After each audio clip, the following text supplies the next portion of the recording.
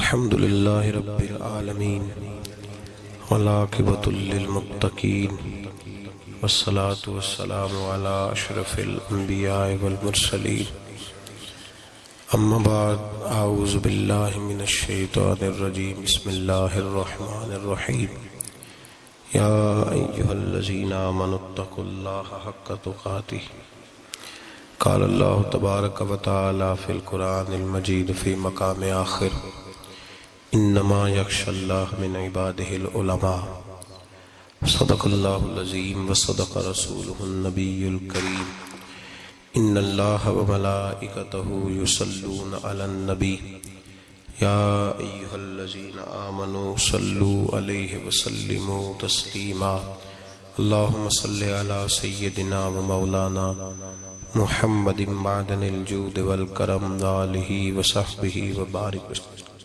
حمد و صلات کے بعد انتہائی عزت و تکریم کے لائق سامعین و حاضرین، دوستو، بزرگوں اور بھائیوں، محفل شب برات کے عنوان سے اس خوبصورت رات میں اور ان ٹھنڈی ہواؤں میں آپ حضرات تشریف فرمائیں۔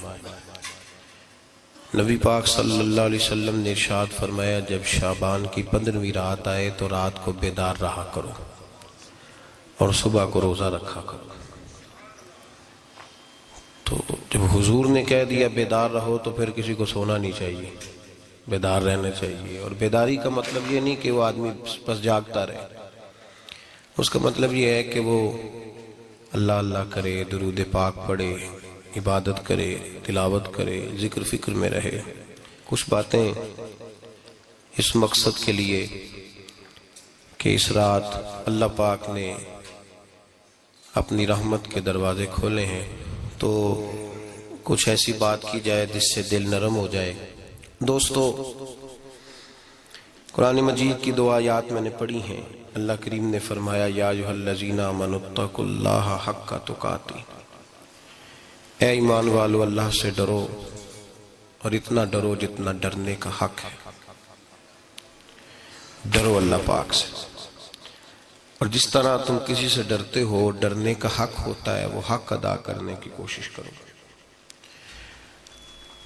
ہم میں سے بہت سارے لوگ ڈرتے ہیں کچھ لوگوں سے، اور جب وہ ڈر رہے ہوتے ہیں تو انہیں احساس ہوتا ہے۔ اللہ پاک نے ہمارا وہ احساس خود بیان کر دیا ہے۔ فرمایا، جب تم کسی سے ڈرتے ہو تو تمہیں اس کا احساس ہوتا ہے کہ تم کتنا ڈرتے ہو، تو پھر تم کوشش کرتے ہو کہ تم وہ کام نہ کرو جس سے وہ بگڑ جائے گا، ناراض ہو جائے گا۔ جو لوگ قانون سے ڈرتے ہیں وہ اشارہ نہیں توڑتے، کچھ بھی ہو جائے اشارہ نہیں توڑتے۔ انہیں پتہ ہے کہ یہاں اشارہ توڑیں گے تو الجھ جائیں گے، اور جہاں انہیں فکر نہ ہو کہ کوئی پوچھنے والا نہیں، وہاں ہم نے دیکھا ہے کہ لوگ اشارہ توڑ دیتے ہیں۔ اللہ تبارک و تعالیٰ نے موقع دیا، میں حرمین شریفین حاضر ہوا تو وہاں ایک روڈ دائری روڈ کہلاتا ہے۔ اس روڈ سے پیدل چلنے والے نہیں گزر سکتے۔ وہ کہتے ہیں جی اس روڈ سے پیدل والا نہ گزرے، ان کے لیے علیحدہ جگہ ہے۔ قانون یہ ہے کہ اگر کوئی پیدل آدمی وہاں سے گزرے اور اس کا ایکسیڈنٹ ہو جائے تو وہ حکومت یہ کہتی ہے کہ یہ کیوں یہاں سے گزرا تھا، لہٰذا کوئی مقدمہ نہیں ہو سکتا۔ وہاں ہم نے دیکھا ہے کہ لوگ اس سڑک پہ پیر بھی نہیں رکھتے، کہتے ہیں مر گئے تو بنے گا کچھ نہیں۔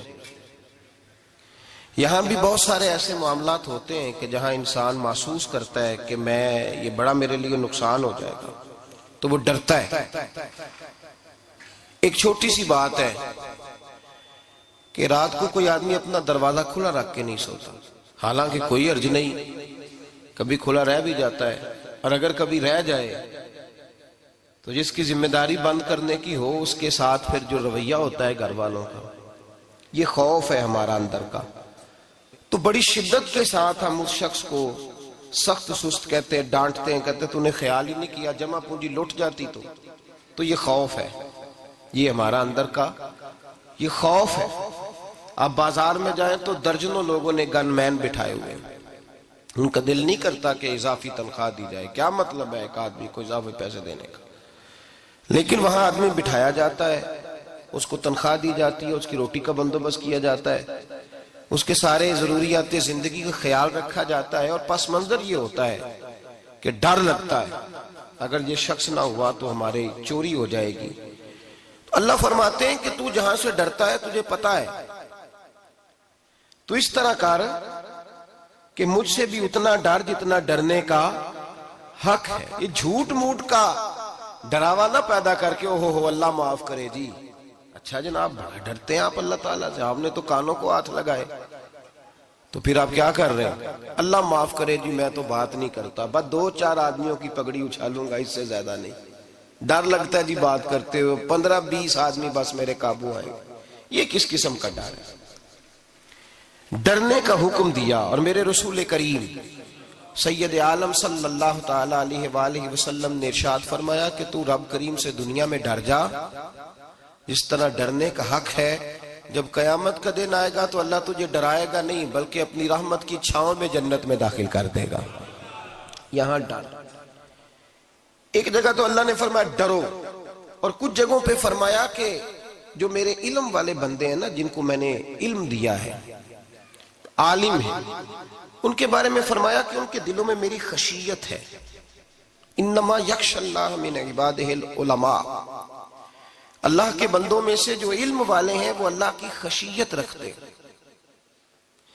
قرآن نے ایک جگہ کہا ڈرو، خوف کا لفظ بھی استعمال کیا، وَلِمَنْ خَافَ مَقَامَ رَبِّهِ جَنَّتَانِ، خوف بھی ہے اور خشیت بھی ہے۔ ان دونوں کا معنی ایک ہی ہے، ڈرنا، خوف کا معنی بھی اور خشیت کا معنی بھی، ڈرنا۔ جب آپ علماء لغت کو پڑھیں گے، عربی ادب کو جاننے والے لوگوں کا مطالعہ کریں گے تو انہوں نے یہی لکھا ہے کہ ان دونوں کا معنی ڈرنا ہے۔ میری طرف دیکھیے، توجہ کریں، کچھ سمجھانے لگا ہوں، اس نقطے کو ضرور سمجھیے گا۔ خشیت کا معنی بھی ڈرنا ہے، خوف کا معنی بھی، لیکن جب صوفیاء کے پاس جائیں نا، صوفیاء جو قرآن و سنت کی روح کی تفسیر کرنے والے ہیں، تو وہ کہتے ہیں نہیں، خشیت اور خوف میں فرق ہے، خوف اور ہوتا ہے، خشیت صوفیاء اس کی تفسیر اور کرتے ہیں۔ وہ کہتے ہیں خوف بھی ہوتا ہے اور خشیت بھی ہوتی ہے، الگ الگ چیزیں ہیں، ایک نہیں۔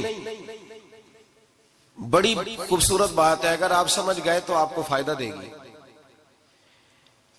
صوفیاء یہ کہتے ہیں کہ بھائی خوف ہوتا ہے اپنے گناہوں کا، کہ میں نے یہ گناہ کیے ہیں، اگر اللہ نے مجھ سے پوچھا تو مجھے بڑا خوف آتا ہے، مار پڑے گی، یہ خوف ہے۔ پھر سمجھ لیں، ایک آدمی نے حرام کا مال اکٹھا کیا ہے زندگی میں، معاذ اللہ اس نے بڑے پاپ کیے، گناہ کیے، شراب پی، بدکاری کی، معاذ اللہ تعالیٰ ثم معاذ اللہ۔ اب اسے ڈر لگ رہا ہے کہ اللہ تبارک و تعالیٰ نے پوچھا تو میں کیا جواب دوں گا، یہ خوف ہے۔ اور خشیت یہ ہے کہ ایک آدمی سارا دن نماز پڑھتا ہے، روزہ رکھتا ہے، عبادت کرتا ہے، اللہ کو یاد کرتا ہے، پھر بھی ڈرتا ہے، یہ خشیت ہے، یہ خشیت ہے۔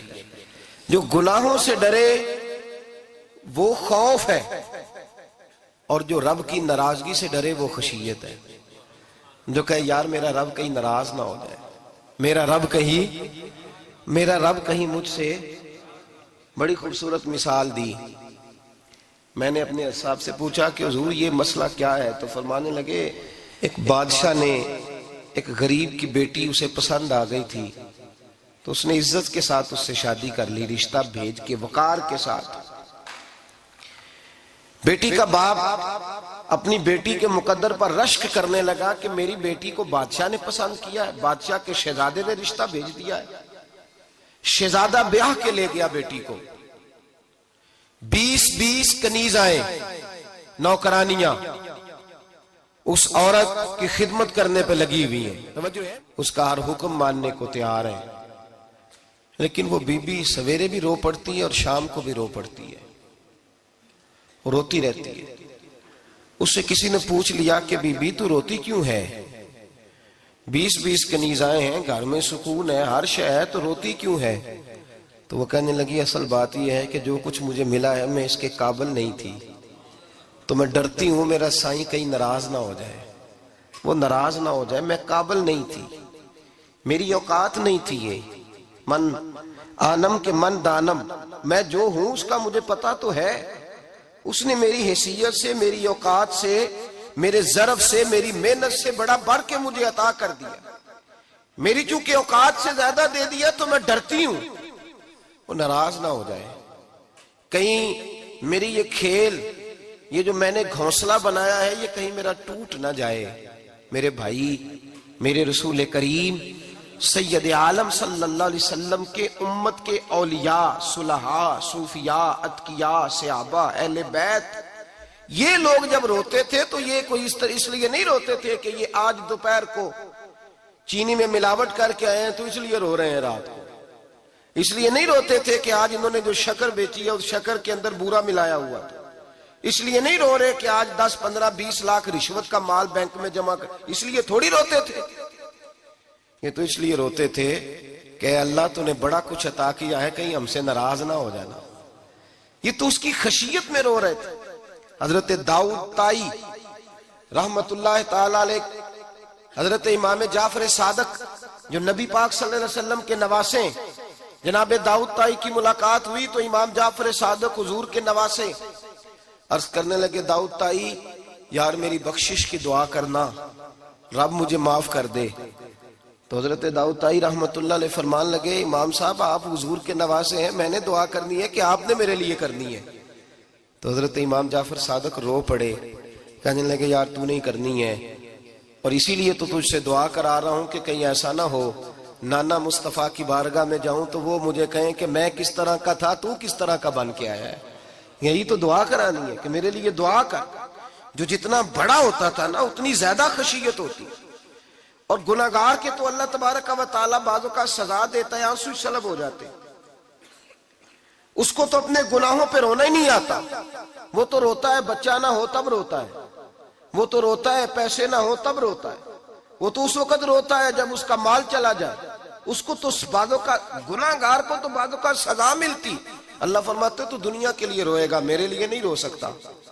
اور جو رب کریم کے بندے ہوتے ہیں انہیں اللہ کہتا ہے تو دنیا سے بے نیاز ہے، تیری آنکھ سے آنسو جب بھی ٹپکے یا میرے لیے ٹپکنا چاہیے یا محمد مصطفیٰ کے لیے ٹپکنا چاہیے۔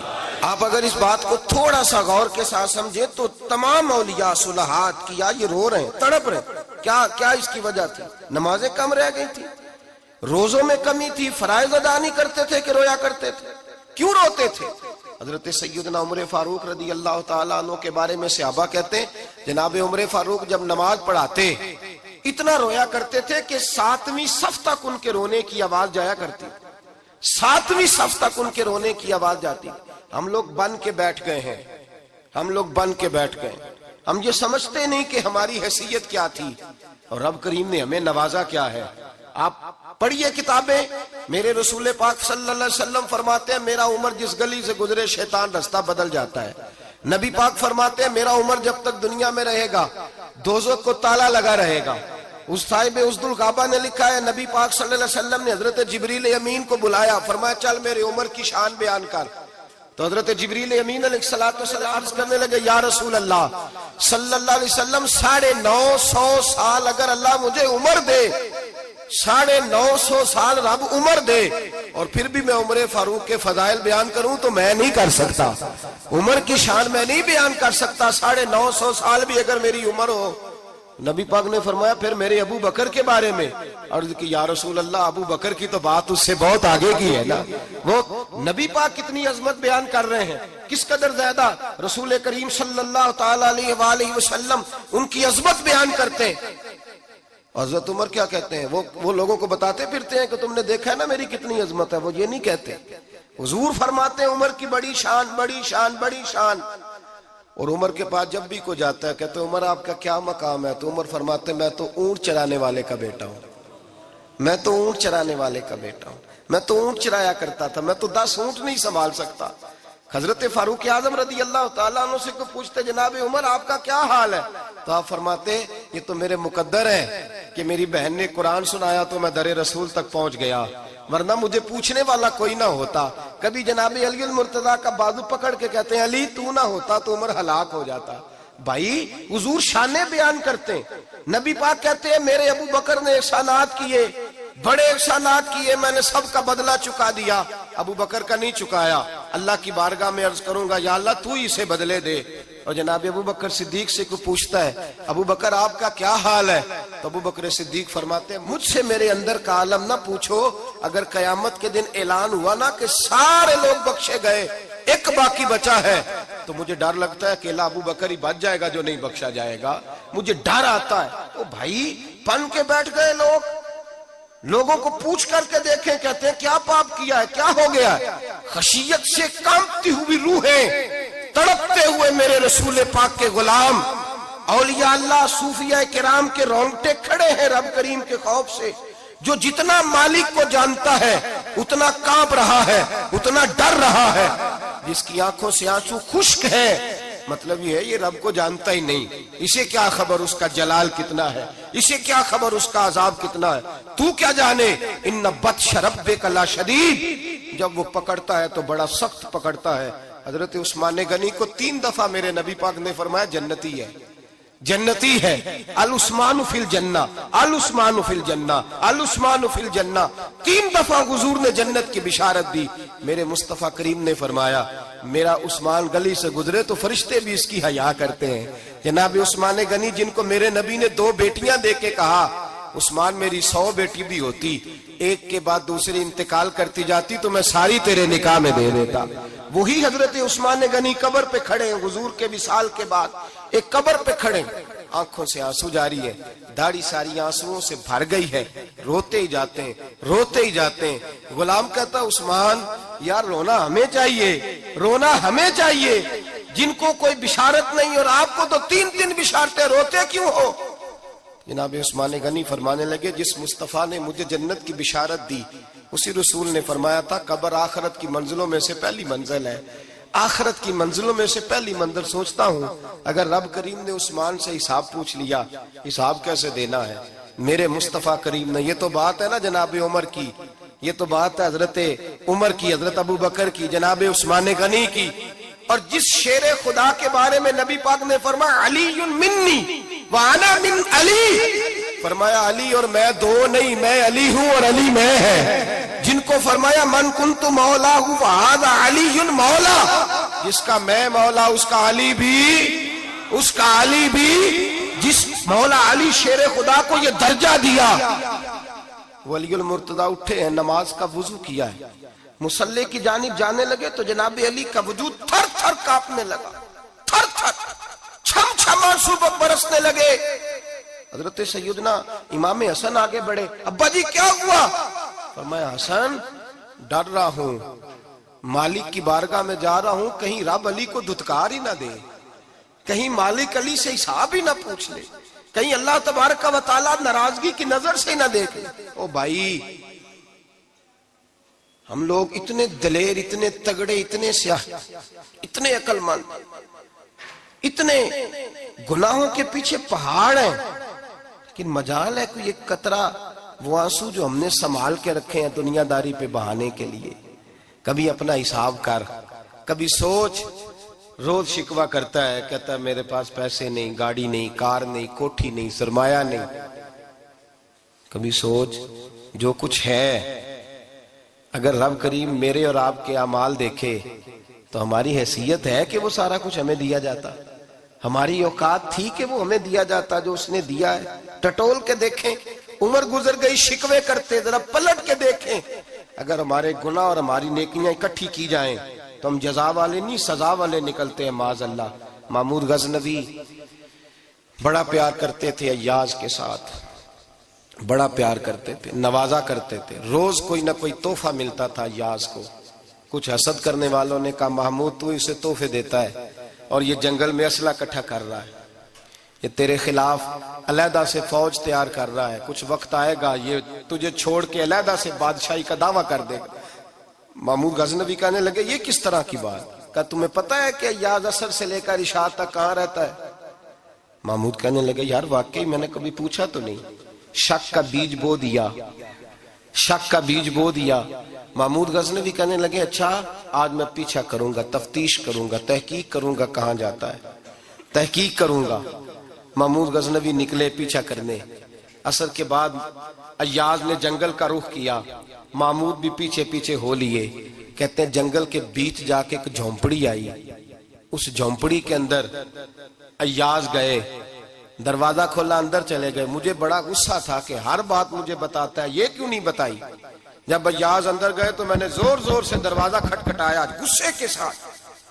ایاز نے دروازہ کھولا، باہر آئے، میں نے کہا پیچھے ہٹ۔ ایاز پیچھے ہٹے تو میں اندر چلا گیا۔ محمود کہتے ہیں جب میں اندر گیا تو میں نے اس جھونپڑی میں ایک پرانا کرتا لٹکا ہوا دیکھا، ایک ٹوٹے ہوئے جوتے پڑے ہوئے دیکھے، ایک چھوٹا سا ڈنڈا دیکھا، ایک مٹکا، ایک پیالہ دیکھا۔ میں نے ساری تلاشی لی تو چند ٹوٹی پھوٹی پرانی چیزیں۔ میں نے کہا ایاز یہ کیا ہے؟ تو کہتے ہیں ایاز کہنے لگا بادشاہ ٹٹول کے دیکھ لے، یہی کچھ ہے جو تو نے دیکھا۔ میں نے کہا یہ ہے کیا؟ کہتے ہیں ایاز پیروں میں بیٹھ گیا، تڑپ کے رونے لگا، کہنے لگا بادشاہ یہ میری اوقات ہے، یہ میری اوقات ہے، یہ میری اوقات ہے، یہ میری اوقات ہے۔ کہا کیا مطلب؟ کہنے لگا جس دن تیرے پاس آیا تھا نا تو یہ میری کائنات تھی کل، آج تیری مہربانیوں نے مجھے یہاں تک پہنچا دیا ہے۔ میں جو تیرا غدار نہیں نہ ہوتا، میں جو تیری نافرمانی نہیں کرتا، اس لیے نہیں کرتا کہ میں ہر شام آ کے اپنی اوقات یاد کرتا ہوں، اور پھر مجھے روز رات کو میرا نفس کہتا ہے اس کا وفادار رہنا، اس کا وفادار رہنا۔ تو اس حال میں تھا جب آیا تھا، اگر یہ بگڑ گیا تو پھر تجھے اپنی اوقات کا پتہ ہے نا۔ محمود غزنوی نے سینے سے لگایا، کہنے لگے آج تک تو بچا بھی اس لیے ہے کہ تو اپنی اوقات نہیں بھولا۔ ملا رومی کہتا ہے اپنی اوقات یاد رکھ، تو کیا تھا؟ تجھے ایک رات سونے نہ دے تو اپنی ٹانگوں پہ کھڑا نہیں ہو سکتا، تیری وہ آنکھ لے جائے تو کچھ نہیں کر سکتا، وہ تجھے معذور کر دے تو کچھ نہیں کر سکتا۔ 30 سال کے اونچے 7 فٹ قد کے جوان اس نے فالج زدہ کر کے ہسپتالوں میں ڈال دیے، وہ کچھ نہ کر سکے۔ بڑے بڑے پہلوان جو کہتے تھے کہ ہم اٹھے تو دنیا اٹھتی ہے، اس نے پھینک دیے من و مٹی کے نیچے، کچھ نہ کر سکے۔ اپنی حیثیت نہ بھول۔ میرے رسول کریم سید عالم صلی اللہ علیہ وسلم نے فرمایا 2 باتوں میں لوگ دھوکے میں ہیں، دھوکے میں ہیں، دھوکے میں ہیں، دھوکے میں۔ یا رسول اللہ کون سی؟ فرمایا جو صحت مند ہے وہ دھوکے میں ہے، وہ سمجھتا ہے میں کبھی بیمار ہی نہیں ہوں گا، مجھے روز اسی طرح نیند آئے گی جس طرح اب آتی ہے، میں روز اسی طرح اٹھوں گا جیسے اب اٹھتا ہوں، میں اتنا ہی لمبا چوڑا رہوں گا جس طرح آج ہوں، میرا حسن اسی طرح قائم رہے گا جیسے آج ہے۔ تو دھوکے میں ہے، دھوکے میں۔ بڑے بڑے آئے اور بڑے بڑے مٹی کا ڈھیر ہو گئے، فنا ہو گئے، کل من علیہ فان، فنا ہو گئے، کوئی پوچھنے والا نہ رہا۔ اور میرے رسول پاک نے فرمایا جو فارغ ہیں، جن کو رب نے اپنی عبادت کے لیے فارغ کیا، اپنے دین کی نوکری کے لیے فارغ، وہ بھی دھوکے میں ہیں، وقت ضائع کر رہے ہیں، چوک اور چوراہے میں کھڑے ہیں۔ میرے بھائی جب اپنی حیثیت انسان بھولتا ہے، حیثیت بھولتا ہے، پھر وہ شکوہ کرتا ہے، جب اپنی اوقات بھولتا ہے پھر شکوہ کرتا ہے، جب وہ بھول جاتا ہے کہ میں کیا تھا پھر وہ شکوہ کرتا ہے۔ حضرت سیدنا امام اعمش رحمت اللہ علیہ بازار میں کھڑے تھے تو بادشاہ کا بیٹا گزرا، اکڑ کے گزرا، آپ نے بازو پکڑ کے کھینچا، فرمایا جا کے اپنی ماں سے پوچھ اور اپنے باپ سے پوچھ تیری اوقات کیا ہے۔ اکڑ کے چلتا ہے، جا پوچھ ان سے تیری حیثیت کیا ہے۔ حضرت جناب سیدنا امام اعمش نے ڈانٹا تو واپس آیا، آگے کہنے لگا ابا وہ امام کیا کہتا تھا کہ میری اوقات کیا ہے، کیا اوقات ہے میری؟ تو باپ اور ماں دونوں گھورنے لگے، کہنے لگے بیٹے ہمارے پاس دولت بھی تھی، گھر بھی تھا، مکان بھی تھا، جائیدادیں بھی تھی، بادشاہت بھی تھی، پر ہم دنیا کے دروازوں سے بھیک مانگ مانگ کے تھک گئے تھے۔ عرش کا مالک ایک بیٹا عطا نہیں کرتا تھا، ایک بیٹی نہیں دیتا تھا، تڑپ گئے تھے، روتے تھے، سسکتے تھے۔ پھر وہی امام احمد جنہوں نے آج تجھے گلی میں کھڑا کیا ہے، اس کے دروازے پہ جا کے بیٹھ گئے۔ ہم نے کہا رب ناراض ہو گیا، دعا کرو ہم سے راضی ہو جائے، چلو زیادہ نہیں ایک لال ہی ہمیں دے دے۔ کہا امام احمد دعائیں کیا کرتے تھے تو تب اللہ پاک نے تو ہمیں عطا کیا تھا۔ تیری او بھائی اپنی حیثیت کا تو تعین کر، تو بڑھ بڑھ کے باتیں کرتا ہے، تو بڑا کھل کھل کے بولتا ہے، اپنی حیثیت کا تو تعین کرنا، ذرا اندازہ تو کرنا کہ تو کون تھا، کہاں سے آیا ہے، تیری اوقات کیا ہے۔ یہاں لوگ ایک منٹ میں آگے نکل جاتے، پلٹ کے دیکھ تو صحیح۔ اور میرے بھائی جو بڑے لوگ تھے وہ تڑپا کرتے تھے۔ حضرت فضیل بن عیاض رحمت اللہ علیہ فرماتے ہیں بغداد میں بارش نہیں ہوتی تھی، قحط پڑ گیا، جانور پیاس سے مرنے لگے، جوان بچے بوڑھے نڈھال ہونے لگے۔ فرماتے ہیں میں بھی نکلا، سفیان ثوری بھی نکلے، اور بھی کئی صوفیاء میدان میں نکلے، دعائیں مانگی پر بارش نہیں ہوتی تھی۔ فرماتے ایک جھونپڑی سے ایک سفید بالوں والا اور گندمی رنگ والا ایک بوڑھا غلام نکلا جو کسی کا ملازم تھا، باہر آیا جھونپڑی سے، ہم اسے دیکھ رہے تھے، وہ ہمیں دیکھ نہیں رہا تھا۔ فرماتے ہیں اس کے چہرے پر عبادت کے نشان تھے، دور سے اس کا چہرہ دیکھتے لگتا تھا کوئی رب کریم کا بندہ ہے۔ فرماتے ہم اسے اللہ کا ولی جانتے تھے۔ اس نے دعا مانگی کہ تو لفظ پتہ کیا ہے دعا کے؟ ہاتھ اٹھا کے کہنے لگا مولا مجھے پتا ہے یہ جو بارش نہیں نہ ہو رہی ہے میری وجہ سے نہیں ہو رہی، میرے گناہوں کی بڑی لمبی فہرست ہے، بڑی لمبی لائن ہے۔ کہنے لگا اے اللہ میری اکیلے کی وجہ سے سارے بغداد کو سزا تو نہ دے، رب کریم جوان بھوکے، بچے بھوکے، مائیں ترس گئیں، بچے ترس گئے، جانور پانی کے قطرے، اللہ گناہ تو میرے اکیلے کے ہیں اور ان سب کو سزا کیوں دیتا ہے؟ نہ میری سزا سب کو تو نہ دے، میری سزا صرف مجھے دے، ان کو نہ دے۔ کہتے ہیں ابھی اس کے ہاتھ اٹھے ہوئے تھے، دعا بول رہا تھا، رب کریم نے فوراً بارش عطا فرما دی۔ فرماتے ہیں کھل کے بارش برسی۔ میں نے لوگوں سے پوچھا پتہ کرو کس کا غلام ہے، کہا فلاں آدمی کا۔ حضرت فضیل بن عیاض کہتے ہیں میں شام کو گھر چلا گیا، اس کے آقا سے بات کی، خرید لیا۔ میں جب اس کو خرید کے لایا گلی میں جا رہے تھے تو مجھے کھڑا کر کے کہنے لگا فضیل میں نکما سا آدمی ہوں، بال بھی سفید ہیں، مجھ سے تو زیادہ کام ہی نہیں ہوتا، کیوں تو نے پیسے خرچ کیے؟ میں اس قابل ہی نہیں تھا، کیوں خریدا؟ تو حضرت فضیل ابن عیاض کہتے ہیں میں نے اس کو کہا کل جو تو نے دعا مانگی تھی تو نہیں دیکھ رہا تھا، ہم دیکھ رہے تھے، تو مقبول ہے رب کریم کی بارگاہ کا، تجھے اس لیے خرید کے لایا ہوں، تو مقبول ہے۔ کہتے ہیں یہ لفظ سنے تو ٹھہر گئے، وہ کہنے لگے اچھا آقا مجھے 5 منٹ کا وقت ملے گا؟ میں نے کہا ہاں ہاں ضرور ملے گا۔ کہتے ہیں انہوں نے وہیں نماز کی نیت باندھ لی، 2 رکعتیں پڑھی اور 2 رکعتیں پڑھ کے ہاتھ اٹھائے، کہنے لگے مولا تیرا اور میرا راز تھا، تو نے راز کیوں کھولا؟ اللہ مسترنا بستری کل جمیل، یا اللہ تیرے پاس پیارے پیارے پردے ہیں، ایک پردہ مجھے عطا کر دے، مجھے اپنا رکھ، مجھے لوگوں کے سامنے میرے پردے نہ کھول۔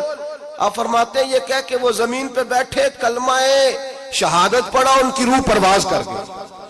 میرے بھائی جو زیادہ پرہیزگار تھے، جو بڑے رب کریم کے بندے تھے، ان کے تو آنسو خشک ہی نہیں ہوتے، وہ تو تڑپا کرتے، صبح شامیں ان کی روح کے گزرتے تھے اور رب کریم کی ناراضگی سے ڈرتے تھے۔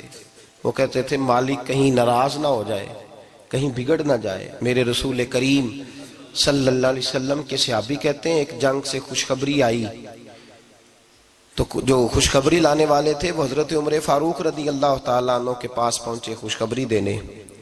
حضرت عمر رضی اللہ تعالیٰ عنہ کھڑے تھے، صحابی نے آ کے کہا عمر مبارک ہو۔ جناب عمر کچھ لوگوں سے گفتگو کر رہے تھے، بات چیت جاری تھی، کہا مبارک ہو، فتح ہو گئی۔ حضرت عمر کہنے لگے ٹھہر تو جا، اس سے تو بات کر لینے دے جس سے کر رہا ہوں، جب کہنا ٹھہر تو جا۔ تو وہ جو پیچھے کھڑے تھے وہ شرمندہ ہو گئے، اتنی سی بات ہے نا، چودھری تو بندہ بنتا ہی تب ہے جب 5-10 کی ایک دن کے اندر بےزتی کر لے، پڑھا لکھا تو بنتا ہی تب ہے جو 10-15 کو جاہل کہہ لے، تو بڑا تو بنتا ہی تب ہے جو 5-6 کو نیچا دکھا لے۔ تو یہ ہماری ڈگریوں کا تو مزاج ہی بڑا مختلف ہے، ہم تو اعزاز والے ہوتے ہی تب ہیں جب کچھ چھوٹا ہوگا تو ہم بڑے ہوں گے نا، ہم تو چاہتے ہیں ہمیں کچھ چھوٹا ملے، کسی کو چھوٹا کر کے اس کے قد پہ سوار ہو کے بڑا ہونا چاہتے ہیں۔ اتنی سی بات تھی کہ ٹھہر جانا یار پہلے اس کی تو سن لینے دے۔ وہ شرمندہ ہو گئے صاحب، جب وہ شرمندہ ہوئے تو سیدنا فاروق اعظم دوڑے گئے۔ صحابہ کہتے ہیں گارا تھا، کیچڑ تھا، اس گارے میں سر رکھا، سجدہ کرنے لگے، اٹھے، کہنے لگے مولا اپنے عمر سے ناراض نہ ہو جانا، یہ کل تک اونٹ چرایا کرتا تھا، آج تیری مخلوق کو شرمندہ کرنے لگ گیا ہے، یہ اپنی حیثیت ہی بھول گیا، اسے خبر ہی نہیں کہ یہ کیا تھا۔ یہ آج تیری مخلوق کو شرمندہ کرتا ہے؟ اللہ اپنی عمر سے ناراض نہ ہو جانا۔ وہ شخص کہتے ہیں پیچھے آ کے کھڑا رو رہا ہوں۔ میں نے کہا عمر کیا کر رہے ہو؟ فرمایا نہیں یار، میں نے تجھے شرمندہ کیا ہے، یہ میں بھول گیا تھا کہ میں کیا ہوں۔ بھائی اپنی حیثیت کا تعین کریں، آؤ آج اپنی حیثیت کا تعین کریں، دیکھیں ہم کہاں تھے، کہاں بیٹھے، پلٹ کے دیکھیں کیا تھے، ہم کیا ہیں، راتیں کہاں گزرتی ہیں، صبح کہاں بیتتی ہیں۔ ایک لمحے کے لیے پلٹ کر اپنے ظلم، زیادتیاں، جھوٹ، غیبتیں، بے حیائیاں، اپنی زندگی کے امور کا اگر ہم یک نظر جائزہ لیں، پیچھے پلٹ کے دیکھیں تو حضرت جناب سیدنا غوث اعظم جیلانی رضی اللہ تعالیٰ عنہ فرمایا کرتے تھے اگر لوگ اپنے گناہ یاد کریں تو وہ پریشان ہو جائیں کہ ہمیں پانی کا قطرہ کیوں مل رہا ہے، وہ اگر اپنی غلطیاں یاد کریں تو انہیں احساس ہو کہ ان کا سانس کیسے چل رہا ہے۔ بھائی اگلی بات سنو گے تو اور حیران ہو جاؤ گے۔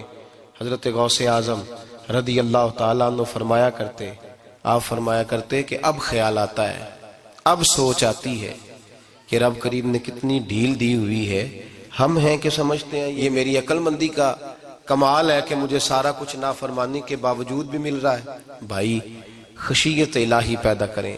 جتنا بندہ بڑا ہوتا تھا اس کے دل میں خوف بھی اللہ کا وہ جانتا تھا۔ حضرت امام اعظم ابو حنیفہ بیٹھے تھے تو ایک بی بی فتویٰ پوچھنے آئی۔ بی بی روز خاوند سے مطالبہ تو کرتی ہے، فلاں چیز چاہیے، فلاں چیز چاہیے، اللہ کرے وہ یہ مطالبہ کرنے لگ جائے کوئی شے نہیں چاہیے، جو چاہیے حلال کا چاہیے۔ آمین تو کہہ دیں۔ اللہ کرے بی بی یہ مطالبہ کرنے لگ جائے سوکھی روکھی چاہیے پر چاہیے مجھے جائز دینا، بے شک ایک وقت دینا۔ اللہ کرے یہ مطالبہ ہونے لگ جائے، شب برات کی بڑی مقدس رات، اللہ کرے اس رات یہ مطالبہ ہونے لگ جائے۔ ایک بی بی آئی خاتون، چرخہ کاٹتی ہے، سوت بناتی ہے، حضرت امام صاحب سے مسئلہ پوچھنے آئی۔ کیا مسئلہ پوچھا اس نے؟ کہنے لگی حضرت جی میں نا رات کو اپنی چھت پہ بیٹھ کے چرخہ کاٹتی ہوں، سوت بناتی ہوں، 14ویں رات کا چاند جب چڑھا ہوتا ہے تو اس کی روشنی میں چرخہ کاٹتی ہوں۔ کئی دفعہ نا بادشاہ کا لشکر میری گلی سے گزرتا ہے، بڑے بڑے لالٹین انہوں نے پکڑے ہوتے ہیں، بڑے بڑے روشن دان، بڑی بڑی ان کے اندر روشنی ہوتی ہے۔ تو حضرت جی کئی دفعہ نا وہ جب گزرتے ہیں تو ان کی روشنی میں بھی میں کچھ سوت بنا لیتی ہوں۔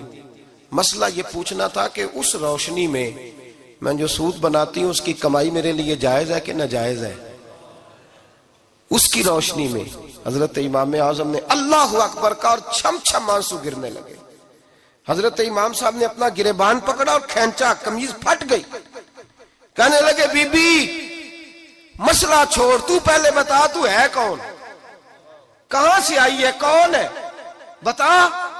تو کہنے لگی میں حضرت بشر حافی کی ہمشیرہ ہوں، میں حضرت بشر حافی، وہ جو درویش ننگے پیر نہیں پھرتا رہتا بغداد کی گلیوں میں، میں اس عظیم بھائی کی بہن ہوں، بشر حافی کی ہمشیرہ ہوں۔ تو حضرت امام اعظم فرمانے لگے کوئی اور بی بی آتی تو اس کے لیے جائز تھا، کیونکہ وہ جان بوجھ کے تو کسی کی روشنی نہیں استعمال کرتی، خود آتی ہے، کوئی اور آتی تو جائز تھا، تیرا مقام بڑا ہے، تیرے لیے جائز نہیں، تیرے لیے جائز نہیں، تو اپنی حیثیت کا تعین کر، یہ تیرے لیے درست نہیں۔ اور بھائی بڑا تو تب ہوگا جب تیری احتیاط بڑی ہو جائے گی، بڑا تب ہوگا جب تیرا تقوی بڑا ہو جائے گا، بڑا تو تب ہوگا جب تو حلال حرام کے معاملے میں باریک باریک چیز کا خیال رکھے گا۔ اور اگر تو کہ خیر ہے دیکھی جائے گی، ساری دنیا کر رہی ہے، ساری زمانہ کر رہا ہے، فلاں بھی کر رہا ہے، وہ خدا کے بندے یہ کس طرح کا معاملہ ہے، یہ کس طرح کی جمہوریت ہے؟ اپنے آپ کو سمجھائیں اور میرے عزیز خشیت والی زندگی پیدا کریں، تقوی والی زندگی پیدا کریں۔ ہم لوگ ایسا وقت گزار رہے ہیں، اور یہ یاد رکھنا ہمیشہ انسان دنیا میں آتے ہیں، اس شہر کے بہت سارے لوگ ہو گزرے، علماء، مشائخ، صوفیاء، تاجر، زمیندار، آپ کسی بھی شعبے میں ٹٹولیں گے تو آپ کو کئی نام ملیں گے۔ اس شہر محبت کے ڈھیروں لوگ ہو گزرے، اور یہ کہانی ہر شہر کی ہے۔ آج میں اور آپ یہاں بستے ہیں، کچھ وقت کے بعد ہم داستان ہوں گے۔ امام شافعی رحمۃ اللہ علیہ فرماتے ہیں میں ایک شہر سے گزر رہا تھا تو میرے پیر کو ٹھوکر لگی، میں نے زمین کھودی تو ایک کھوپڑی نکلی، کھوپڑی نکلی تو اس کے اوپر تاج بھی تھا۔ فرماتے میں نے شہر کے لوگوں سے پوچھا یہ کیا ہے؟ تو کہنے لگے یہ بادشاہوں کا قبرستان ہے، اس میں غریب دفن تو نہیں ہو سکتا تھا، دفن تو بادشاہوں کا خاندان ہے، لیکن افسوس کی بات یہ ہے کہ یہاں مٹی ڈالنے کوئی نہیں آتا، اب یہ سیدھی سڑک بن گیا۔ بھائی کبھی پلٹ کے دیکھ، ہزاروں لوگ آئے، اس روڈ سے کروڑوں لوگ گزرے اور منزل کو چلے گئے، لوگوں نے یاد نہیں رکھا۔ آپ اپنے حصے کا عمل کرنے آئے، ٹھیکیدار نہیں ہے کوئی اپنی اولاد کا، بال بچے کا، بہن بھائی کا۔ حق ضرور ہے، ان کے لیے محنت ضرور کرے گا، لیکن اس کو یہ اجازت نہیں ہے کہ وہ کہے کہ میں اب بڑا ذمہ دار ہوں تو میں نے 20 کروڑ بینک بھر کے جانا ہے۔ حضرت عمر بن عبدالعزیز رحمت اللہ تعالیٰ علیہ کے انتقال کا وقت آیا تو اپنے بیٹوں کو بلایا، فرمانے لگے بیٹو تمہارا باپ بزدل تھا، تمہارے لیے کچھ کر نہیں سکا۔ کہا ابا جی کیا ہوا؟ فرمانے لگے بیٹے میں بزدل تھا، جہنم سے ڈر گیا، تمہارے لیے کوئی بینک بیلنس اکٹھا نہیں کر سکا، میں تھوڑا دلیر ہوتا، دوزخ سے نہ ڈرتا تو تجوریاں بھر کے جاتا۔ پرانے بادشاہ محل چھوڑ کے گئے ہیں پر میرے پاس کچھ نہیں ہے، بادشاہ ہونے کے باوجود میں فقیر ہوں، خالی آ جا رہا ہوں، بزدل جو تھا۔ آپ نے جب یہ لفظ کہے تو بچے رونے لگے، کہنے لگے ابا جی ہمیں تو فخر ہے، ہمیں تو فخر ہے، جس گلی سے بھی ہم گزرتے ہیں کپڑے ہمارے سادے ہوتے ہیں پر لوگ دکانیں چھوڑ کے ملتے ہیں، کہتے ہیں نیک باپ کی اولاد جا رہی ہے، یہ بڑے مرتبے والے باپ کی اولاد جا رہی ہے۔ بھائی یاد رکھیں، خشیت الہی پیدا کریں، نہ اپنی ذات کے ساتھ ظلم کریں۔ اگر آپ کوئی بھی غلط کام کرتے ہیں تو اس کا جواب آپ نے دینا ہے۔ اگر آپ نے 1 کروڑ روپیہ ناجائز کمایا ہے تو وہ اللہ آپ سے نہیں، آپ کے بچے سے نہیں پوچھے گا، بیوی سے نہیں پوچھے گا، بہن بھائی سے نہیں، وہ آپ نے جواب دینا ہے۔ آپ نے اپنے اعمال پر غور کریں۔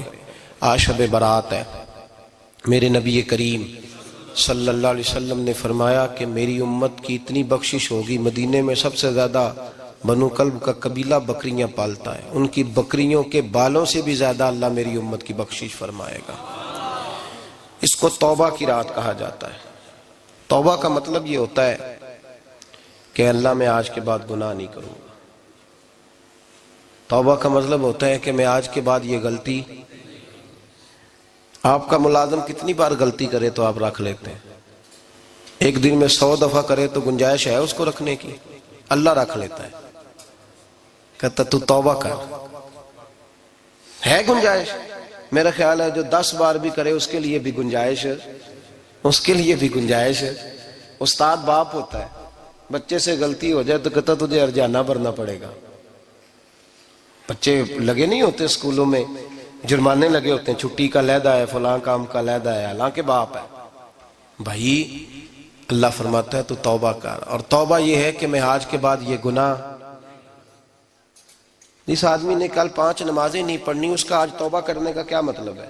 توبہ کا کیا مطلب ہے کہ میں آئندہ گناہ، تو جو سویرے 5 نمازیں نہیں پڑھنا چاہتا، کہتا کل زور نہیں میں نے پڑھنی، چلو فجر تک جاگنا ہے، فجر پڑھ لوں گا، تو اس نے توبہ کی ہے؟ کوئی مذاق ہے؟ استغفر اللہ استغفر اللہ استغفر اللہ، معاف کر دے، کیا معاف کر دے؟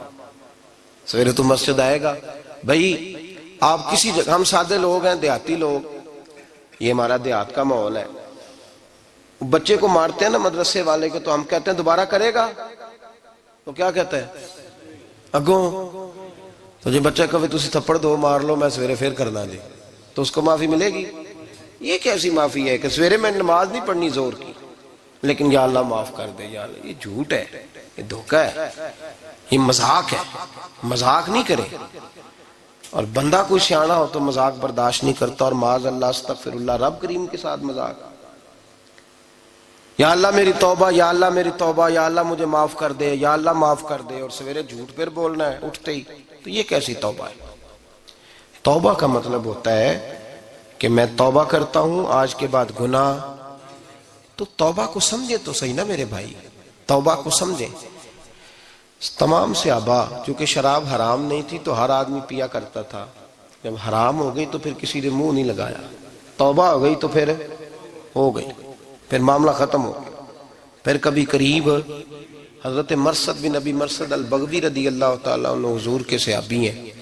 آپ فرماتے ہیں میرے اندر ایک غلطی تھی، میرا بہت ساری خواتین کے ساتھ دوستانہ تھا. نبی پاک کی بارگاہ میں جب میں گیا اسلام کی بائعت کی تو حضور نے فرمایا تیری نظر جھکی رہنی چاہیے، خبردار کسی عورت سے تیرا. کہتے ایک نصیحت نبی پاک نے کی. آپ فرماتے ہیں میں نے اپنے دل کو اس طرح سمجھایا کہ عورتیں اگر میرے پاس آ کے کھڑی ہوتی تھی تو میرے اندر کا وجود کہتا تھا کہ ہو ہی نہیں سکتا میری توجہ جائے، اس لیے کہ توبہ کی ہے. اب دوبارہ ادھر توجہ جا سکتی. میرے بھائی توبہ کو اس کے مفہوم کے ساتھ توبہ کریں، جھوٹ نہیں بولیں، گناہ نہیں کریں. میرے رسول کریم صلی اللہ علیہ وسلم نے فرمایا استغفار پڑھا کرو. میں دن میں 100 مرتبہ استغفار کرتا ہوں. حضور کہتے ہیں میں دن میں، حضور 100 دفعہ دن میں استغفار کرتے. امام حسن کے پاس ایک شخص آیا، کہا میرے پاس اولاد نہیں، فرمایا استغفار پڑھ. ایک پھر آ گیا، اس نے کہا حضور میرے پاس روزی نہیں، فرمایا استغفار پڑھ. ایک اور آیا، اس نے کہا حضور بیماری بڑی ہے گھر میں، فرمایا استغفار کر. آپ کے صاحبزادے بیٹھے تھے، کہا ابا جی جو آتا ہے آپ استغفار ہی بتاتے ہیں. آپ فرمانے لگے جب کوئی بندہ توبہ کرتا ہے تو رب راضی بڑا ہوتا ہے. تو میں نے سب کو توبہ کا وظیفہ بتایا ہے، جس کی جو بھی مجبوری ہو اگر توبہ کر لے تو اللہ تعالیٰ اسے آسانی عطا کر دیتا ہے، اللہ اس پہ نظر رحمت کر دیتا ہے. اپنے آپ کو تبدیل کریں، نماز کو اس کی حقیقت کے ساتھ پڑھا کریں، اس کی حقیقت کے ساتھ نماز کو پڑھیں. 5 وقت مسجد میں حاضری دیں، چھوڑ کے سارے کام چھوڑ کے، باقی سارا کچھ بعد میں. آپ کا رشتہ لوگوں کے ساتھ زندگی کا ہے، موت کا نہیں ہے. آپ خود دیکھ لیں جن کے بزرگ چلے گئے وہ ڈیلی جاتے ہیں قبرستان، کل وہاں بیٹھتا ہے 2 گھنٹے جا کے. والد صاحب ہیں، دادا جی ہیں، نانا جی ہیں. دیکھا کبھی کسی کو صبح گیا ہو شام آیا ہو؟ یہی حال ہمارا ہوگا، بالکل کوئی نہیں جائے گا. اور پھر جب کوئی انتقال کر جاتا ہے نا تو کوئی یہ نہیں کہتا کہ ابا جی کو غسل دے لو، کہتے ہیں میت کو غسل دو.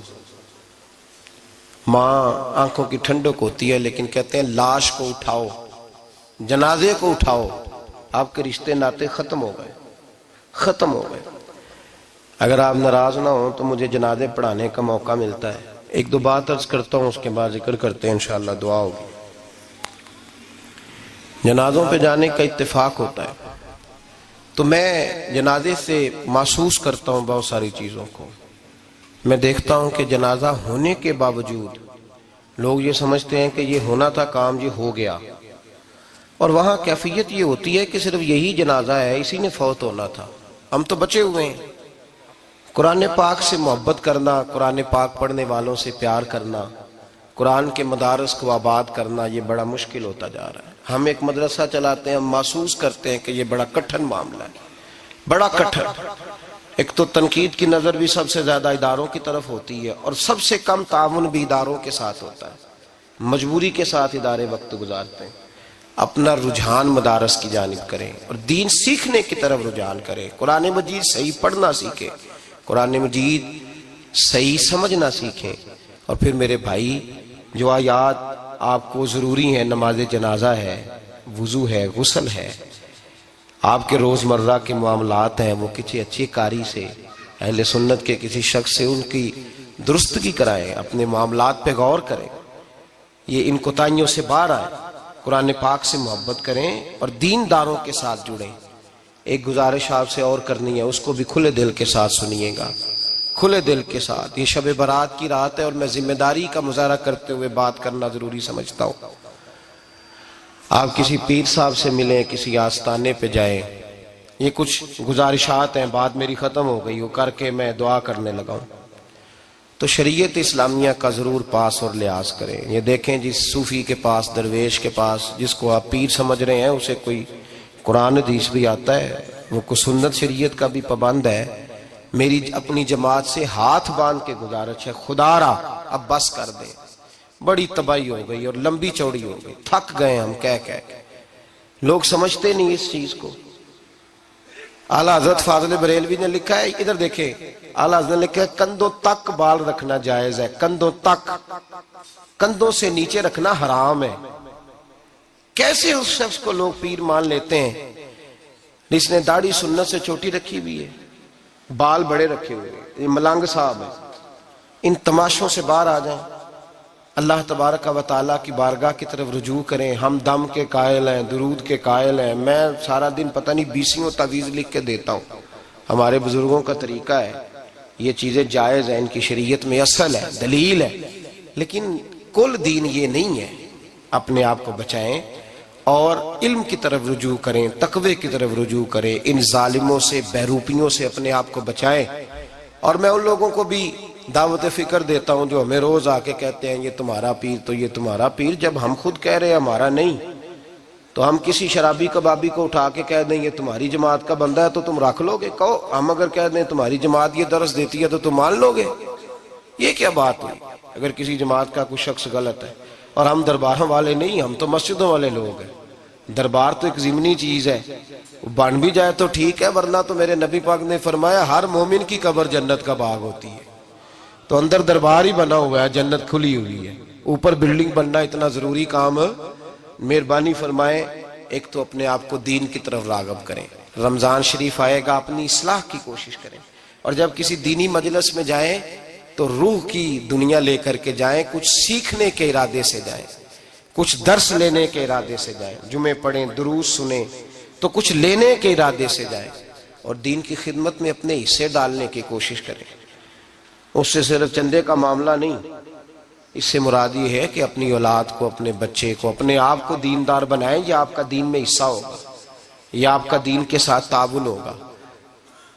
آخری بات میرے بھائی آپ حضرات سے یہ ہے، اس کو ضرور سمجھیں، خواتین کو پردے کا پابند کریں، ان کو پردہ داری سکھائیں، پردہ شریعت میں ضروری ہے، اور جواب دہ عورت نہیں ہوگی، اس کا خامند ہوگا، اس کا باپ، اور اس کا اگر بھائی بڑا سربراہ ہے تو وہ جواب دہ ہوگا کہ عورت بے پردہ کیوں نکلتی ہے۔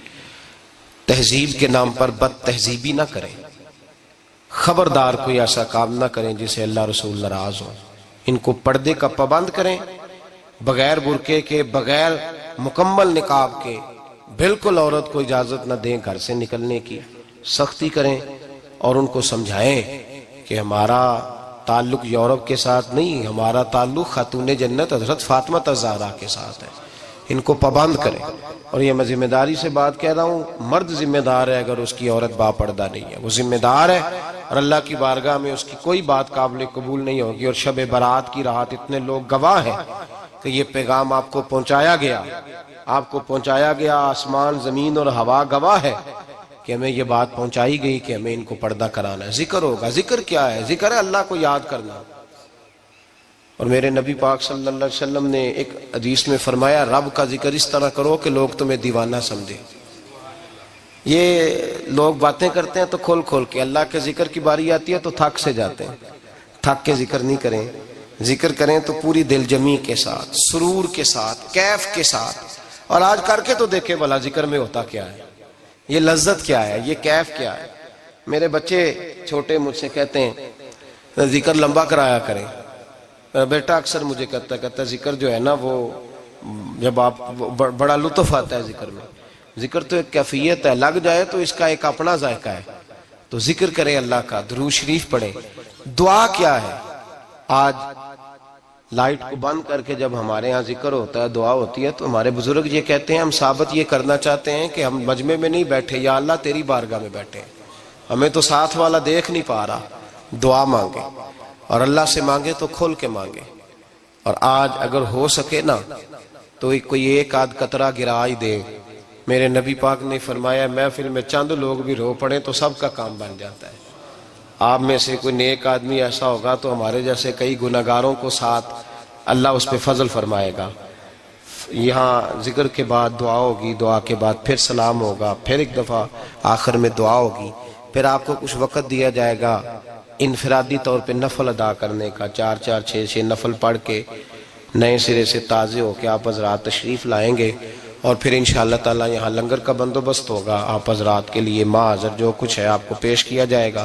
کوشش کریں روزہ رہ ہی جائے صبح کا، ویسے بھی پریکٹس ہوگی رمضان کی، اور شعبان میں زیادہ روزے رکھنا میرے نبی پاک کی سنت بھی ہے، اس لیے ضرور کوشش کریں کہ سحری کا بندوبست ہے تو آپ روزہ رکھیں تاکہ آپ کے لیے آسانی ہو جائے۔ اللہ تبارک و تعالی ہماری اس حاضری کو اپنی بارگاہ میں مقبول فرمائے۔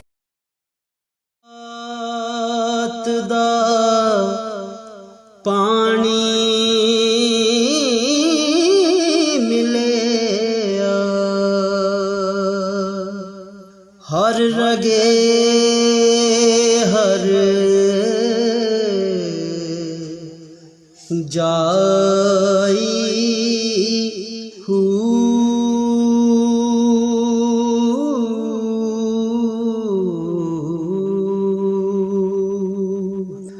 اندر بوٹی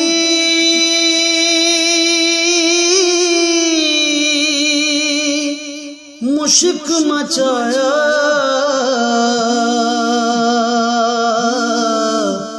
جان پھولن تے